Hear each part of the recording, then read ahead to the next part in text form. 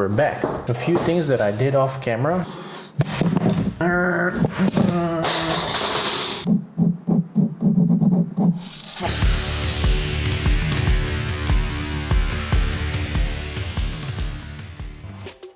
Okay, so let's get started with the assembly. One thing to note before we start, I've been using these Crossfire Nano RXs in the past, but they have changed the Immortal Ti antenna just a little bit. I'm not sure if you can see. Let's stop and look at it for a minute. This part here, the cabling seems to be a little bit longer from here, but this also is a bit shorter. So the base of it is a little bit shorter, and the antenna is definitely a little bit longer. Here you can see a little bit of heat shrink tubing, and here none of that is present. You can also see a logo, and there is no logo here. I kind of like the new revision of the Immortal Ti antenna. I hope TBS will keep up the innovations in the future. Let's get started. First, we're gonna take our 3D printed parts and put them on the frame. These are mainly for protection, so this will protect the frame.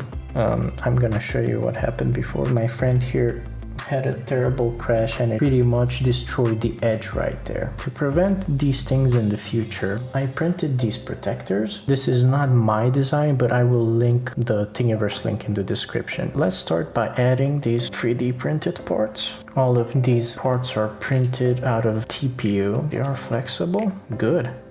And now we're gonna put on the motors. This is a landing pad. Finally, I added all the screws. There are a lot of screws. Let's add the first motor. We successfully positioned the motor. Now we can screw in the screws. Since this is flexible filament, we can tighten the screws relatively tightly. Once my hand starts slipping, that's tight enough. One motor's on, 3 to go. Okay, that's 2. There are 2 types of patterns when it comes to motor holes. 2 of these holes should be 16 and 2 of these holes should be 19 millimeters apart. Some motor manufacturers decide on having all the 4 holes 16 millimeters apart. So this is 16 millimeters apart and this is 16 millimeters apart. There are other motors where this is 19 millimeters apart and this is 16 millimeters apart, but this is not the case.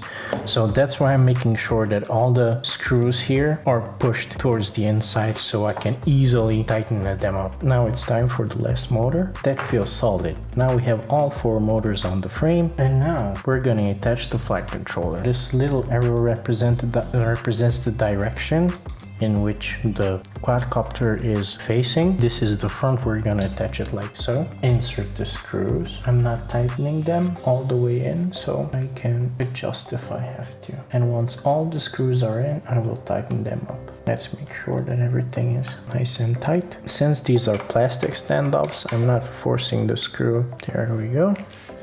We're gonna remove the flight controller so we can start planning on how we're gonna mount these motors. I'm gonna mount them this way. Bring them in to the frame and then onto the ESC like so. Let me get my wire cutter. Here's our flux, solder sucker if we need it, and here's our solder. I'm gonna apply some solder on these pads, then cut these wires to length and solder them to their corresponding pad. So you can see each motor has 3 wires. Each side contains 6 pads, so 1, 2, 3, 4, 5, 6, and there's a little space between them. So this means that, for example, this motor goes on this pad, and this motor goes on this pad, this motor goes on this pad, and this motor goes on these pads.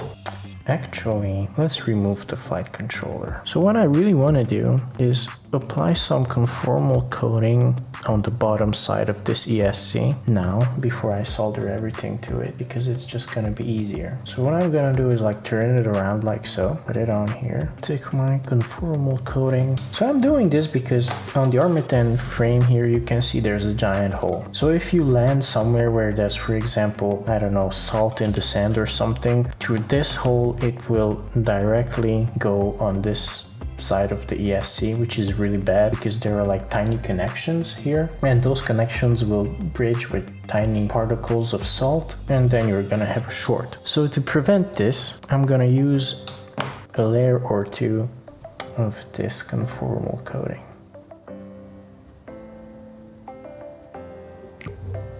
Okay, And now we're gonna turn it back around. This dries quickly, so no need to worry about that. There we go.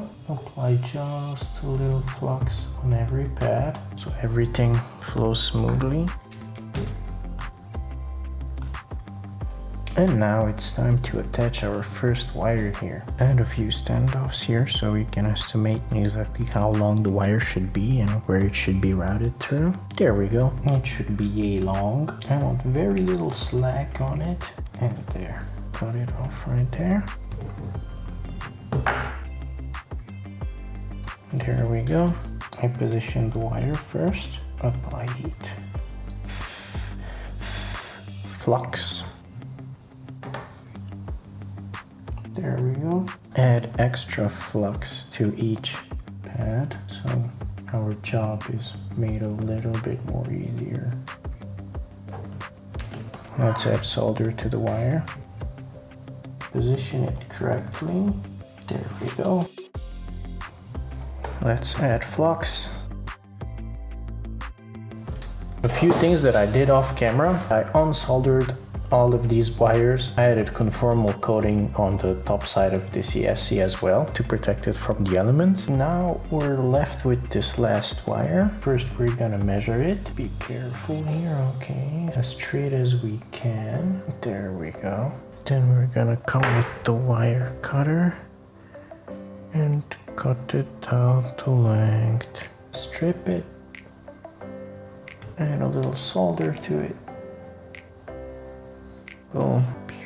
Let's give it an angle like so, and we're gonna hold it at a 30 degrees angle. Touch the pad and then just like that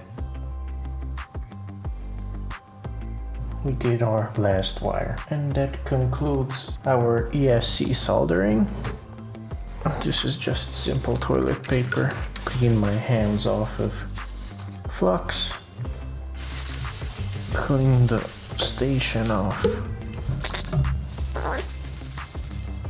Okay, another thing that you probably have noticed that I have a few white things here. So this is a model that I made while the camera was charging. And this is basically a U shape that has some slots for zip ties. And I'm gonna use this to protect the motor wire from the propellers. So sometimes the propeller can bend in a crash and cut your wires if it bends like this and it just comes and cuts. And I print these U-shaped models for all my quads to prevent the propellers from cutting my motor wires here. So I'm gonna position it like a bit more towards the body, because usually when the propeller spins and after a bad crash it bends towards the end, so that's gonna be like here, and I wanna protect the wires as much as I can. So I'm gonna fetch a propeller to demonstrate this and some zip ties. Okay, so let's remove the prop nut. Add the propeller. So when it bends like this, and I want it to hit this thing because this is printed out of PETG 100% infill, so highly unlikely for this to break, and it will protect my motor wires from being cut by the propellers. Position them up like so. That's about where I want them to be. Zip tie, and oh, that fits perfectly. Beautiful, just beautiful. Of course, I'm gonna put this model on my Thingiverse profile and right at the base. Boom, boom.